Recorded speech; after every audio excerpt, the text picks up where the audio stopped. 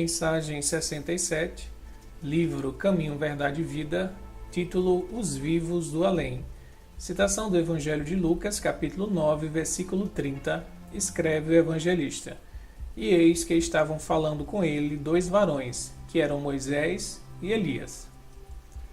Nessa passagem do Evangelho de Lucas, nós encontramos a famosa transfiguração do Monte Tabor. Jesus sobe ao monte junto com Pedro, Tiago e João, e em determinado momento há uma manifestação espiritual onde duas entidades claramente identificadas conversam com Jesus.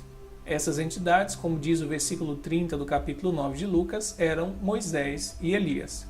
E é um diálogo de Jesus com Moisés e com Elias, e os três discípulos ficam muito extasiados com aquele fenômeno, pedem a Jesus para construir tendas e para que eles ficassem ali permanentemente, dada a grande emoção que tomou conta dos seus corações. O que Emmanuel vai destacar nessa mensagem, que se chama Os Vivos do Além, é que no próprio Evangelho nós temos evidências de que há a imortalidade da alma e, mais do que isso, a comunicação entre o plano espiritual com o plano material. Embora nós encontremos em correntes cristãs dogmáticas afirmativas, conceitos, preconceitos ou ideias equivocadas que vão tentar desfigurar essas passagens, dizendo que não havia um contato das almas que já tinham partido para o plano espiritual com os homens encarnados. Vão dizer que, na verdade, esses fenômenos ou tinham a ver com a figura do diabo, de Satanás, ou com seres angelicais, que seriam seres especiais apartados da condição humana. O que Emmanuel vai trazer de reflexão nessa mensagem? Ele diz o seguinte: nesta passagem de Lucas, vemos o mestre dos mestres confabulando com duas entidades egressas da esfera invisível de que o sepulcro é a porta de acesso.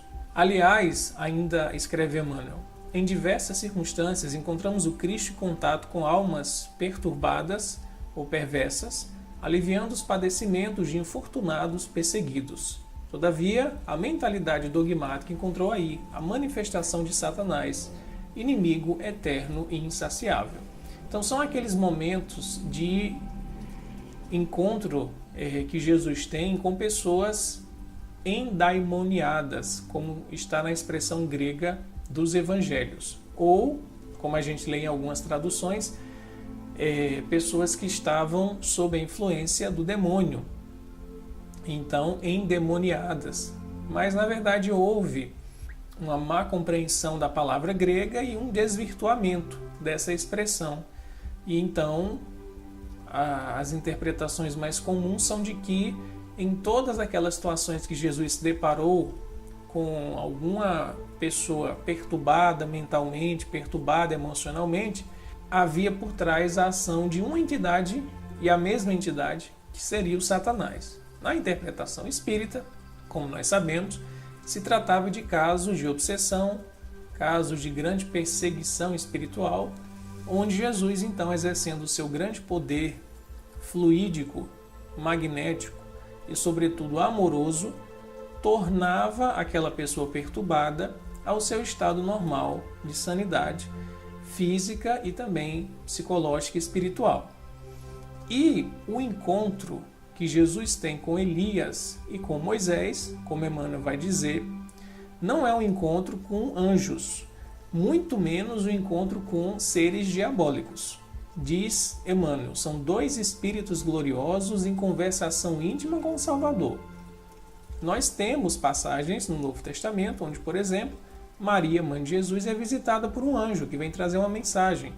O próprio José também em sonho tem contato com um anjo e outras passagens que trazem essas manifestações. Nesse caso do Monte Tabor, onde Jesus se transfigura, ou seja, exibe parte da sua natureza espiritual, que deslumbra os três discípulos que se encontravam lá, há a identificação precisa de duas personalidades. Moisés, o grande legislador hebreu, o libertador do povo que vivia sob o cativeiro egípcio, e Elias, um dos missionários, um dos profetas do Antigo Testamento, que tinha voltado como João Batista e havia também cumprido a sua missão enquanto precursor do Messias Jesus.